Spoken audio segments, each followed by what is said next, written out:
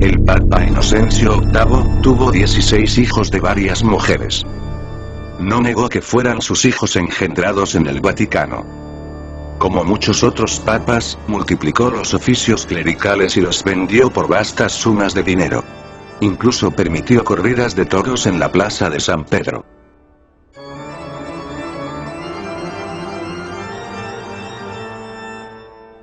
Vino más tarde Rodrigo Borgia, quien tomó el nombre de Alejandro VI y ganó su elección al papado mediante chantajes con los cardenales. Práctica común en aquellos días. Antes de ser papa, cuando aún era cardenal y arzobispo, vivió en pecado con una mujer llamada Vanosa, de Catanei. Y después con la hija de esta quien se llamaba Rosa, con la cual tuvo 5 hijos. En el día de su coronación, nombró a su hijo, quien era un joven de temperamento y hábitos viles, como arzobispo de Valencia.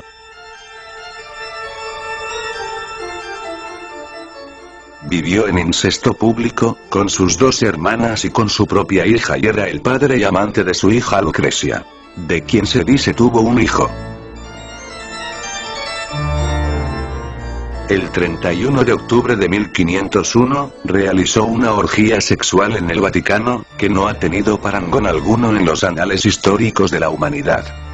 En cuanto al Papa Pablo III, incluso la revista de signo católico, Life, dijo que siendo cardenal había tenido 4 hijos y en el día de su coronación celebró el bautismo de sus 2 bisnietos. Que eligió a 2 de sus sobrinos adolescentes como cardenales. Realizó festivales con cantantes, bailarinas, bufones, y buscó ayuda de astrólogos.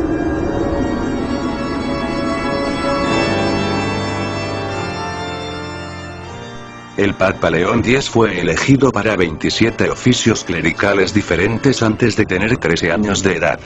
Fue enseñado a considerar los cargos eclesiásticos solo como un medio de ganancia. Con su producto compró el cargo y declaró que el quemar herejes era una orden divina. Fue durante esos días que Martín Lutero, siendo aún sacerdote de la Iglesia romana, viajó a Roma. Al ver por primera vez la ciudad de las 7 colinas, cayó al suelo diciendo: Santa Roma, te saludo. No había pasado mucho tiempo en dicha ciudad, cuando pudo darse cuenta de que Roma era todo, menos una ciudad santa. Pudo ver que la iniquidad existía en todas las clases del clero. Los sacerdotes contaban chistes indecentes y usaban palabras profanas. Incluso en la misa. Lutero describió a los papas de la época como peores en su conducta que los emperadores paganos de la antigua Roma. Y explica que los banquetes de la corte papal eran servidos por 12 mujeres desnudas. Nadie puede imaginarse los pecados tan infames y los actos que son cometidos en Roma. Dijo. Tienen que ser vistos y escuchados para ser creídos. Tanto es así, que se acostumbra a decir: si hay un infierno, Roma está construida sobre él. Un día, durante la visita de Lutero a Roma, vio una estatua en una de las vías públicas que conducen a San Pedro que le llamó la atención. Pues era de una papisa. Y junto con el cetro y la mitra papal, tenía un niño en sus brazos. Era la estatua de la papisa Juana.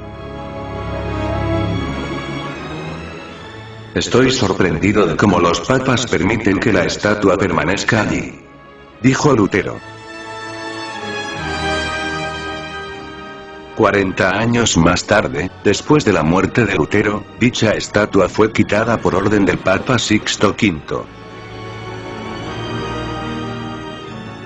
¿Quién fue este papa femenino al que la estatua representaba? Se dice que nació en la tierra del Rin, en Ingelheim. Fue aclamada en Mainz, por su sabiduría. Y, más tarde, se disfrazó de hombre para entrar en el célebre monasterio de Fulda, entre Frankfurt y Bebra. Se dice que también estudió en Inglaterra y Atenas. Y después recibió la posición de maestra de la Schola Graecorum, de Roma, antiguo colegio de diáconos. Allí ganó tanta influencia como hombre, que fue elegida papa. Sin embargo, después de un pontificado de 2 años, 1 mes, y 4 días, fue descubierta su condición de mujer. Mientras formaba parte de una procesión, dio a luz a un niño y murió. Fue en este sitio donde se erigió la estatua del Papa femenino. En tiempos recientes, la historia de la papisa Juana ha sido discutida. Por razones obvias, Roma ha tratado de ocultarlo. Sin embargo, antes de la época de la Reforma, la cual expuso tanto pecado en la Iglesia romana, la historia de Juana la papisa era parte de las crónicas. Y conocida por obispos e incluso por los mismos papas. El Papa Anastasio, por ejemplo, la menciona en su escrito, Historia de los Pontífices Romanos. De hecho, todos los libros de historia de antes de la Reforma mencionan a la papisa Juana.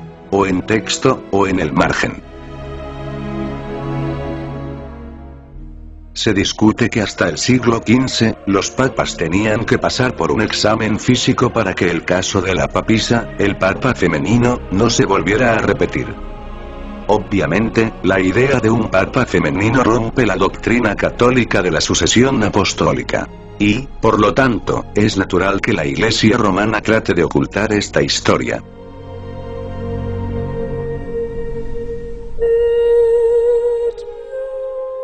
Al llegar al final de esta trilogía de videos, habiendo mencionado la gran inmoralidad que ha existido en la vida de algunos papas, no quiero dar la impresión de que todos los papas han sido tan malvados como estos.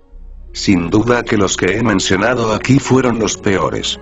Pero ha sido necesario referirme a ellos para demostrar que la afirmación católica de que el papado es una sucesión apostólica, es total y contundentemente falsa.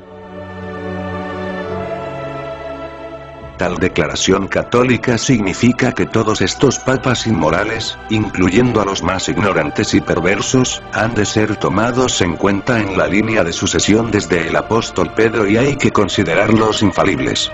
Cosa que está más alejada de la realidad porque hemos visto que lejos de ser infalibles han resultado ser unos verdaderos herejes, apóstatas, asesinos, adúlteros, satanistas, entre otras cosas.